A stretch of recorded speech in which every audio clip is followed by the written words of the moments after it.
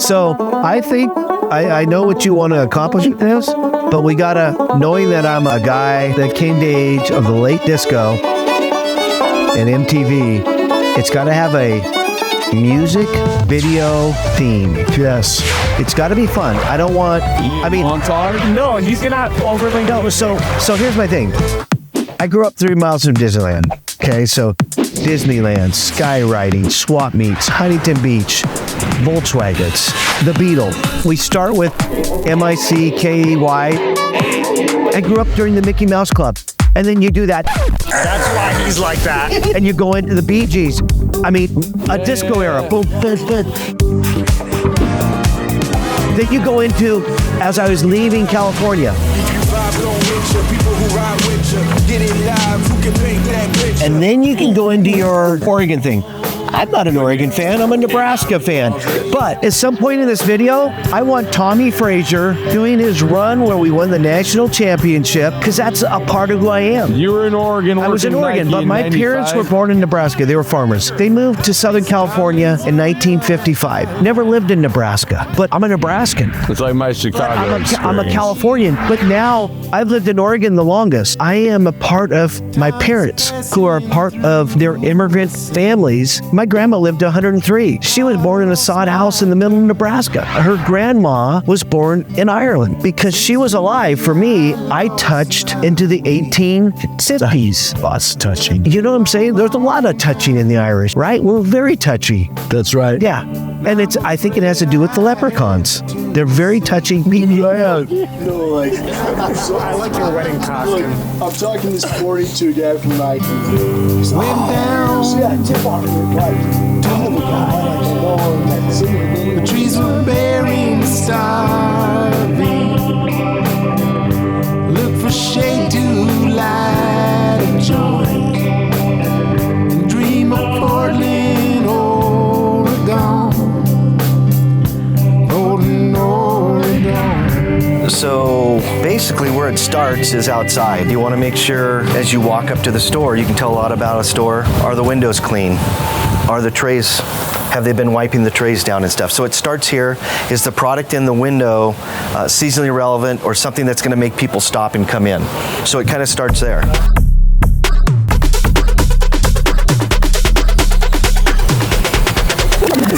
Then as you come in the store, I just kind of look at it from a customer's perspective. Does stuff flow? Is it balanced? NFL, the jerseys are across the top, the helmets, the hats, the knits, the signs are angled out. You know, here's a tie-in item. Yeah, we have some on a rack here, but it plants the seed in their mind that you might get an impulse sale or an add-on sale. When you're looking at your drinkware, we're just constantly, like a lot of people, we not only are fronting it this way, but we're branding stuff from the side, because nothing's more important to a fan than their team's logo. We just look for a nice, clean presentation.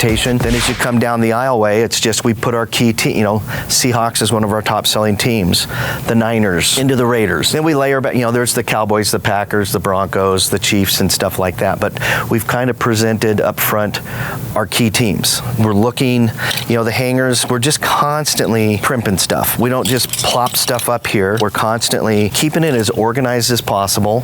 One, it's nice, but a clean store deters theft. People are less likely to steal from you if you keep it nice, neat, and clean. That's a big part of it, is just protecting that $20 bill that's sitting on your shelf. I love those items because it'll actually get a customer to stop in your store. They'll spend 5 minutes looking at those things. Anytime you can keep a customer in the store for 5 minutes, it allows you time to engage them and turn it into a paying customer. We want to make it easy for the customer to buy something. So people are lazy.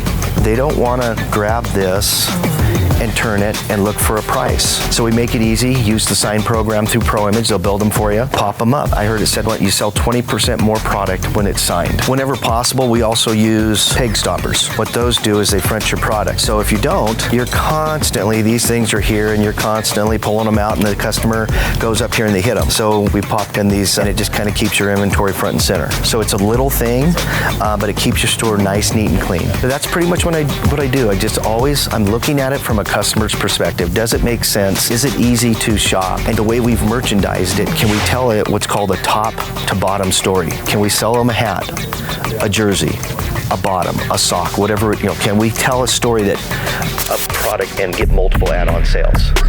Can't believe this is your 20th season in this store, Tim. Time goes fast. I've seen them come and go. What do you do, lose the keys? I know. You got the keys, you got in the car. Damn bastard. There's nothing to lose. Nothing in the middle. Why are you sitting in the middle, Tim? Because I'm the skinniest. This is a true story. 5 friends Picked to come to a sports store Have their lives taped. and find out What happens when people stop being polite? and start getting real. The real world. Bend, Oregon. Do you know a group in the franchise that has a relationship like this, not only on the work side, but on the personal side? This is a real special tribe that we have here that's very unique. Pro Image is what brought us together, but this bond is what keeps us together. That's never going to change. Yeah. How the hell are we friends, this group? Look at it.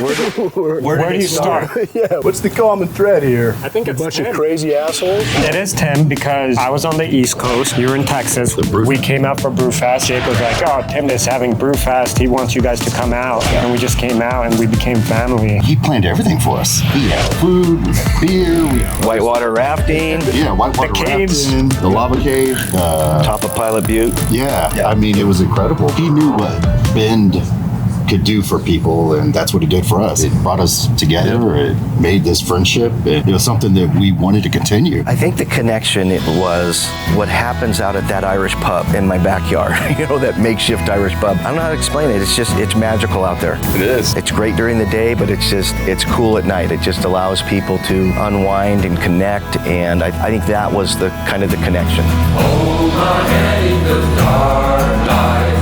Fighters, we won't surrender now. We know our time's gonna be easy. We're feeding us with hope. What are you giggling about?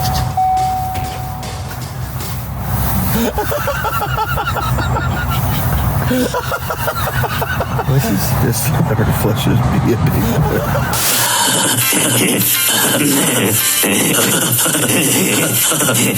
Saw the Broncos in Tampa Bay two weekends ago. What'd that cost? That was a good game. About $600. Yeah. There's a hummingbird. The time to go into what path you almost went on. Yeah, that could have been my life. Wild Birds Unlimited. It's a franchise. It is a franchise, yeah. So before I was doing this, I'd always been telling Brenda, hey, I want to do something else, and she's always been very supportive of me in that. But one of the things was, hey, I like birds, the outdoors. I come up with a logo and a name and stuff, and I started to look at that kind of stuff, and somehow I stumbled upon Chrome Sports. I couldn't tell you how, and I placed that call in to the corporate office, and I talked to, what was the guy's name? Charlie Park. Charlie Park. He was going to call me back 6 months later, never heard anything, and I'm like, God, okay, I guess they don't want me or whatever. And just on a whim, I called one last time, and I think you answered the phone. Okay. Yeah, I was Charlie's replacement. Yeah. And the first store I ever sold was to you. Yeah. Yeah, so that was... Man, this season, this guy called, says he's retired from Nike, wants to buy a store, and where does he send the form and check to? Okay, let me get you that info. Thank you. Yeah. It's a long time ago. It's 20 years ago. He was like the first guy on the dark web. You didn't see a lot of facial hair back then. Yeah.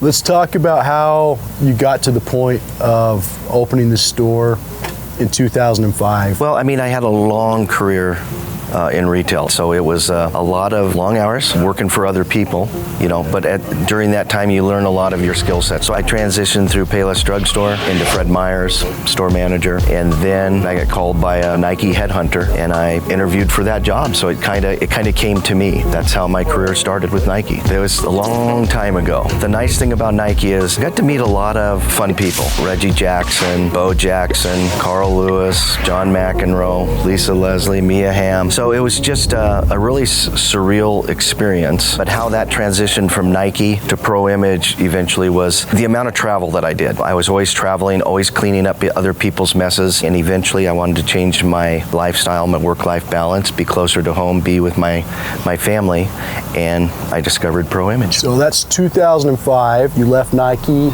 Yep.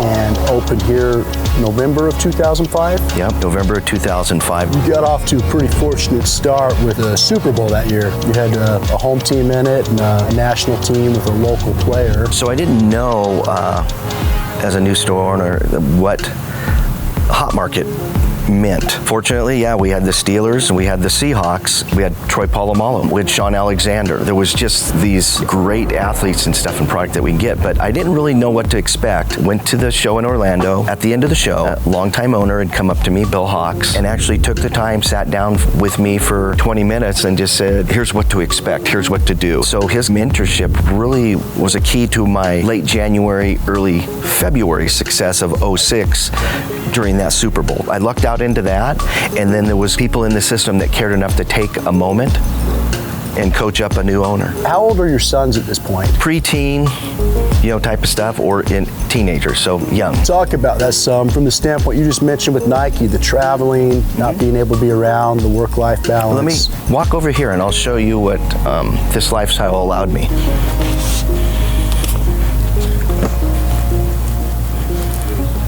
These are all teams that I got to coach. And at the end of the season, the kids sign a ball and stuff like that. So that's what leaving Nike allowed me. It allowed me to leverage the work-time balance and not feel guilty. There's Brian pitching in All-Stars. Here's one of Brandon's team. That's what it meant to me and to my family.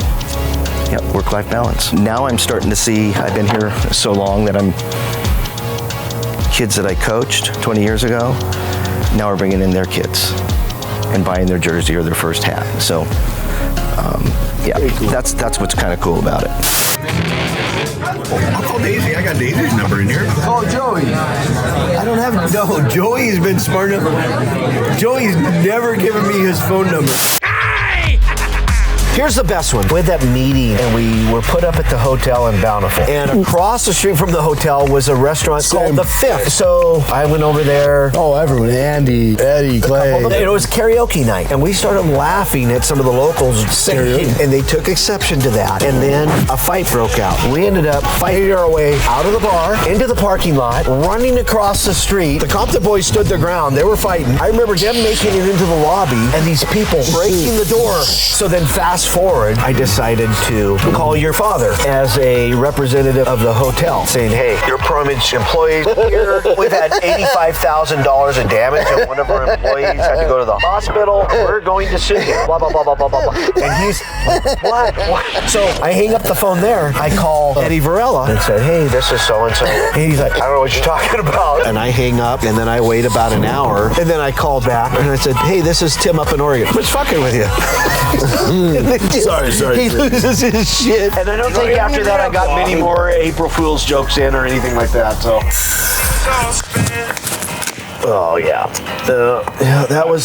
I had fun with it. This used to be J.C. Penney's.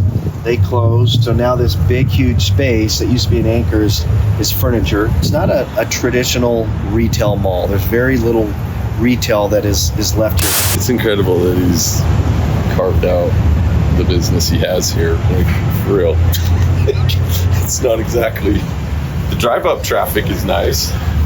When I first visited this mall, I was impressed with your store. I love your layout, love how you merchandise. You're such a great merchandiser. But this mall is pretty lacking. I mean, it's an outdoor center, and I don't know if I've seen someone who's done more with less. It kind of all ties into being connected in the community. It's a big town, but it's a small town at the same time. When I opened this store, my boys were young, and so I was engaged in youth sports. It gave me some street cred that I wasn't just taking, that it's somebody in the community who's actually coaching and giving of themselves. So the money that comes in here directly goes back into the local community. And I think people appreciate that. So that just kind of builds up. And there's a lot of new customers, but there's a huge repeat business. Yeah. I just think that goes a long way. And then you're so afraid to fail that you're watching your margins, you're watching your open buy. Because I don't know if I'm the lowest volume store in the chain. You should be, but you're not. Yeah. I mean, look, this is a glorified strip center, the bottom of the chain when it comes to strength of your mall. Yeah. This is a small market. It's a low volume store. What it does is it proves that our concept can work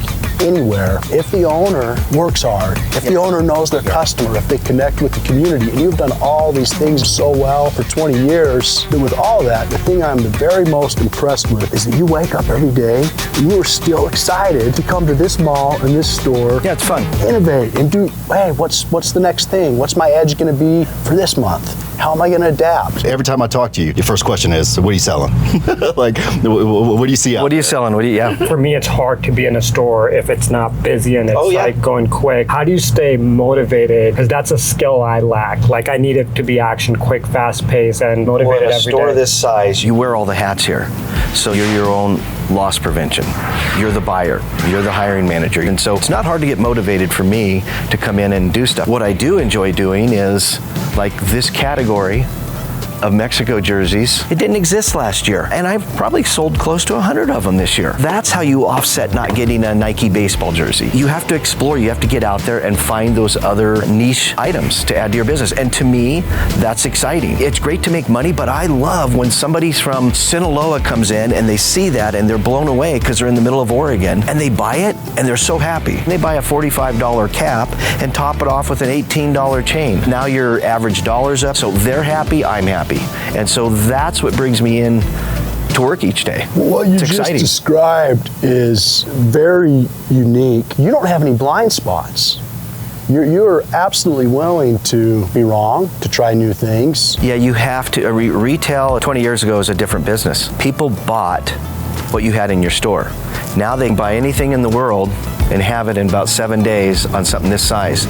So when they come in here, you sell people what you have, and then you've got to create the excitement around the product. You got to be an energy giver. You have so much more experience than me. I'm 30 years younger than you. Even with that, you'll call me and say, Prem, what's going on? What can we do? What ideas do you have? Most people, they have an ego to them saying like, oh, I know best. You don't have that. You're willing to. It's the hardest job I've ever had, and it's also the most fulfilling job I've ever had. You consistently have some of the highest margin in the system. There's a time with that with your customer service. I believe people feel good about buying from you and for your team because of the culture you've created here. On the margin though, a lot of that credit goes to Brenda as it relates to the financial health of the business as a whole. Yes, I used to say she's the smartest lady I've ever met, but she's the smartest person. She's really smart.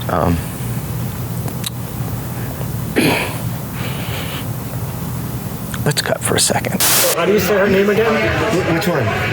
Kamala. Oh, Kamala. The white guy has to tell the Indian how to say Kamala. Nice, nice and brisk. Oh yeah. Give it a try. Oh yeah. I mean, this is 2 or 3 days off the glacier. That's called instant shrinkage. You guys are retailers, right? When you put your shipping cans up here, face them out. Yeah, face them out. I mean, what the fuck is going on with these guys? That's the neurosis that we're talking about. That's the. You want to know how to be a great merchandiser? It doesn't end at the store. I get emotional as I get older. Okay, I'm good. Okay, let's restart that one. I didn't start crying until I had kids. Okay, yep. I cry all the time. So ask that question again. I can do it. Just talk about how much of an impact Brenda has had on the company's success. Being a CPA, that really helps, but also she's brilliant in her job. And I truly believe I'm still in business after 20 years only because of her. I buy as best I can, and I do all the margins and stuff like that, but you have to manage your cash flow. What is it, 20 years? So starting 20, yeah. Yeah, it flows a little better after 20 years. As the business gets more successful, there's more cash flow, so a little bit less hands-on managing, and then he really did a good job of learning how to do the whole open to buy thing and knowing how much he needed to pre-order and how much he needed to chase. I'm really just the bookkeeper. I pay the bills, make sure payroll gets done. Taxes. Yeah, I definitely do the taxes. Forecasting. Yeah. Finances, money, it's a bigger role than she admits to. And it's like I said, it's why I'm still in business. It has orange crush in it. It's like an orange creamsicle drink. What this? that over there. The cooler. The cooler. And I felt like I needed some caffeine. So... Dreamsicle doesn't have caffeine in it. Okay, well, that's what I felt I needed. In 2009, you acquired a second location in Roseburg. So that was interesting. 2008, economy started to slow. Then on the other side of 2009, the Roseburg group had given up the ghost. Your dad gave me a call and said, hey, we don't want to lose this franchise. I will give you this franchise. You'll have to make the deal. So went there, made a deal with them, got the store grand open. The next day, I wasn't feeling good. I told Brenda, hey, I'm going to get a hotel room, stay the night. I show up at home like 5 hours later. She said, what are you doing? And I don't know. I was just kind of out of it. I went into immediate care a couple times. They said, oh, you have the flu, you have this, that, or the other. Fast forward, Brenda tries calling me. I'm so out of it, I don't even know to answer the phone. She comes home, takes me back into immediate care. They basically did some x-rays and were gonna send me home. And Brenda goes, wait, he's not right. So they did some more evaluations, came back, said, hey, he is really sick. You need to get him to the emergency room right away. Got to the emergency room. I was in septic shock. Everything had shut down and failed. A couple days later, I'm in intensive care unit. I couldn't get up. I couldn't use my arms. It was about a month and a half I was in there. Brain surgeon comes in while they're doing kidney dialysis to me and says, we need to do immediate spinal surgery. And they discovered that I had had a tumor wrapped around my vertebrae. So they went in and did a laminectomy. But by this point in time, I'm pretty much paralyzed from the neck down. To this day now, these all tingle. This is numb. I can't feel anything here. It was basically killing all my nerves. They did the surgery, started doing hyperbaric chamber dives, had to relearn how to walk and swallow. And during that time, the store just grand opened in Roseburg. So on his dime, Jake flew here and started ordering product, transferring product between the stores. It's 4.5 hours over mountain passes near Crater Lake. And that's how we got through that. So I worked one day in Roseburg. But when did it come back to what your new normal was? How long was this? It took a while. I couldn't get into my own pickup truck. I did go through PT, physical therapy. It was a mental game. It changes you. And once again,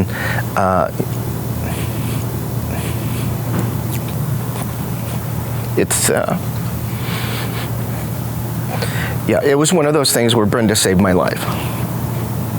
Yeah, so. She didn't have to come home, but she did. So, and luckily she did. So that was Roseburg, and that was that medical. 2010, you opened Albany. It probably took a year to recover. I opened Albany with my brother Otis as the manager, so I had family that were there. He ran that the first couple months, then he got sick around Christmas, and then that's how I got Pat into it in 2011. Then Salem opened in 2012? I believe it was 2012, and then Pat went into the role of 2 days in Albany, 3 days in Salem. So in total, how many years was Pat managing stores for you? 9 years. He had battled cancer, came back from it, all the chemo and stuff, and then COVID happened. So that was his, 2020 was his last time. Yep, and then he was gone in 21. Cheers. Cheers to Pat. Cheers to Pat. My success has been my family. This is what they call a poor man's Porsche. So when Pat passed away, this is the type of car we drove to high school in. But when he passed, my mom had this, one of his old work shirts, Pro Image work shirts, and then set it embroidered. So he always gets to ride. When you opened your new jeans store, Pat had gotten sick and he couldn't do it. So we came out right before busy season to help you out. Yeah, so I took that leap of faith to open that temp store, had signed the lease, and Pat, the cancer, returned. I think I was having a conversation with you. The next day, you called me back and said, hey, we're coming. And not only were you coming, but you built a product mix for the store off of your Wholesale Express inventory, which was awesome. With Pat sick, I was going to be running back and forth there, trying to figure that out. So you kind of simplified that process for me. Then the product showed up and you guys showed up. It was just a huge weight off me just to be able to talk to people. These guys were up hanging slat wall. Yeah, we were hanging slat wall and building a cash wrap and breaking product and stuff like that. It wasn't that I needed to get the store open, which I did, but it was somebody to talk to, about Pat. You would have been there for any of us.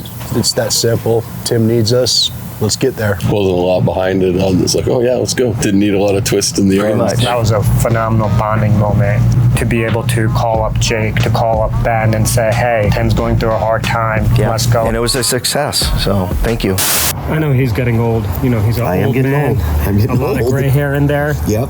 But for me, Pro Image, we have a Pro Image family. But for me, you'll be a family member for the rest of my life. We're gonna hug after the camera goes off.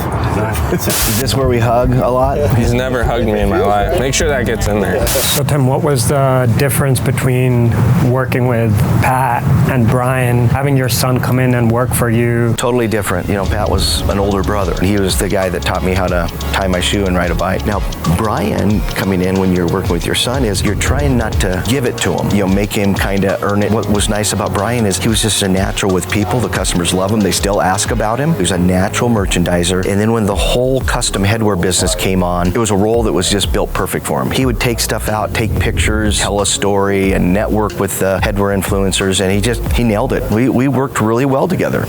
So yeah, miss him. Yeah, miss him. But luckily he lives in town. Brian, how was it working for me? Wonderful old me. I think it was cool. I mean, it was a double-edged sword of like, I think we're similar. So there was a little bit of me thinking I knew more than I did. No. And I do remember times when you did tell me how to run my business. Yeah, and we were probably more profitable after it. Probably. It was cool working with you. I definitely liked having a dad who had a sense of humor, and I know everybody that worked for him, you know, loved him, and minus the guys that sucked at their job. So.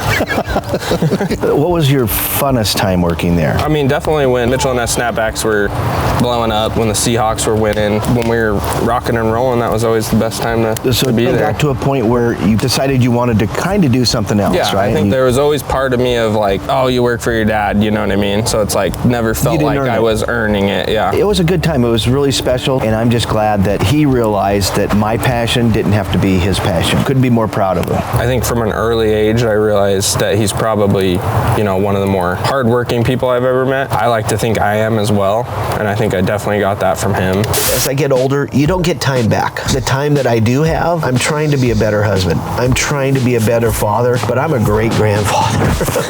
Big old world, so what did I miss? California girl, Oregon bliss. How do you like working, helping your grandpa at the store? It's fun. What is some of the stuff you got to do? I've got to take the boxes out. I mop the floor sometimes. Yep, mop the floor. Yeah. Did you do any straightening? Yes. Did you usually get a crumble cookie at the end? Brian, did you ever get a crumble cookie? No crumble cookie. No, maybe but what a couple margaritas. Margaritas, but what he used to get was pizzas. Meatball pizzas. Meatball pizza. We have fun, huh? Yes. Thanks, guys. Thanks, Kinley. You're welcome. That's a big helper. It's almost Disneyland time. Yeah. We couldn't be more excited except for being Mr. Smee. It's a picture perfect kind of world with you, world with you. It's a picture perfect kind of world with you, world with you. The family atmosphere that Pro Image provides, it really is in the DNA of all of these franchise stores. It affords people the opportunity, if they will take the time and reach out to people and try to build relationships. I always talk to the new guys as they come in. I would a lot of times be giving them your cell phone numbers first, knowing that you guys will be cool and welcome them. And it's hilarious because I think a lot of people were freaked the hell out by it because they weren't used to another franchisee calling and acting like they gave a crap. You know what I mean? So this guy genuinely just like cares. You call people, you start sharing information, but some of that information I was sharing is what Bill Hawks told me, Eddie Rivas told me, Paul Schillingstad, Andy Nichols and I had a great connect. And so it wasn't just my information, you're taking all these other learnings and trying to imprint it into these people so they can be successful. Thank you for taking me under your wing almost 20 years ago. From a merchandising standpoint, I don't know that I've learned more from a franchisee than I've learned from you. I appreciate it. And that's the thing about retail is you take all the good from everybody else and make them better. Like you used to call it, you have to be a change agent. Retail is in constant change. And if you don't change, you will be extinct. You will be done. You know, the consumer decides what you're going to do with your business. So if you're in your stores and you listen to the consumer, they'll tell you what to do. Nike operates on maxims. Familiar one is just do it. Another one is do the right thing. The consumer decides. Every year they do at store managers conferences, Maxim Awards. I won the Consumer Decides Nike Maxim Award. If anybody from Nike sees this or hears this, greatest company I ever worked for. Love the brand. And if you have a position that can influence our ability to brand Nike in these pro image sports stores, you should do it. 165 plus stores. Passionate owners, managers who live in their communities, are vested in their communities at the micro level. We live these brands. So as a winner of a Nike Consumer Maxims Award, I'm telling you, the consumer decides, and the consumer after COVID decided they want to touch and feel product again. They want to engage with humans and come back and build those relationships. So another maxim you should follow is do the right thing and put this product in our hands.